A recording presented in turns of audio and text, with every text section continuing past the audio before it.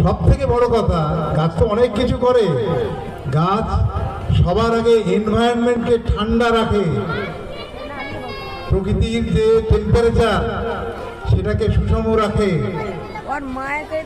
এই টেম্পারেচারের জন্য কি হচ্ছে জানেন? আমাদের সকলের অলক্ষ্যে আমরা জানি না,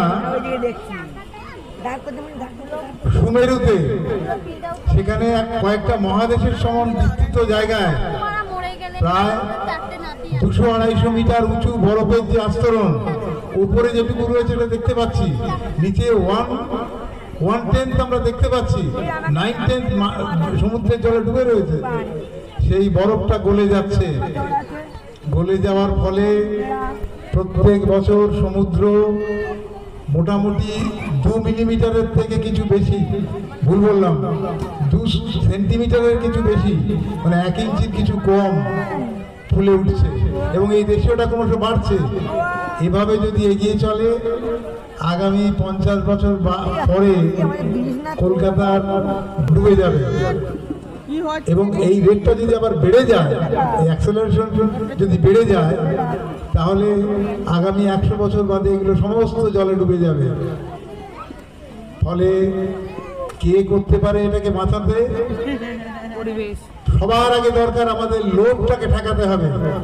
এই যে আমি একটা গাড়ি চলে এলাম, এখন তো মোটরসাইকেলের যা ব্যবহার আরম্ভ হয়েছে, আমার মনে হয় 2 দিন পরে বোধহয় লোক বাথরুমে যাওয়ার জন্য মোটরসাইকেল ব্যবহার করবে।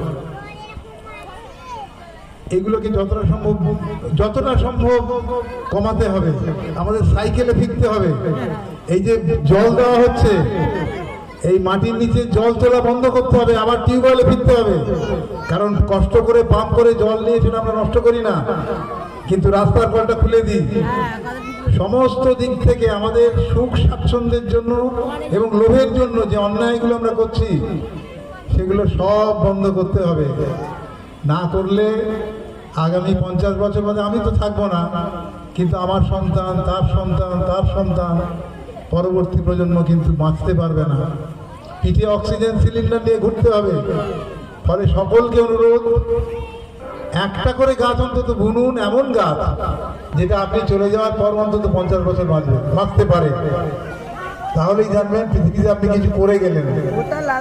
আর আরেকটা কথা বলছি, আজকে যে সময়টা নির্বাচন করা হয়েছে গাছ বিতরণের জন্য, এটা একটু ভুল হয়েছে। এটা আমি পলাশকে বলেও ছিলাম, হয়তো অতটা খেয়াল করেনি। গাছ আমাদের এখানে গাছ বোনার সব থেকে ভালো সময় হচ্ছে জুন মাসের শেষ সপ্তাহ থেকে গোটা জুলাই মাস এবং আগস্ট মাসের প্রথম সপ্তাহ। এটাই সব থেকে ভালো সময়। কারণ যে গাছগুলো আমরা নিয়ে যাব বা আমরা পাচ্ছি হাতে এখন, সেগুলো বাঁচাতে খুব কষ্ট করতে হবে। যাই হোক, পেয়েছি যখন, তখন নিশ্চয়ই গাছগুলোকে আমরা সবাই বাঁচাবো, এটা যেন মাথায় থাকে।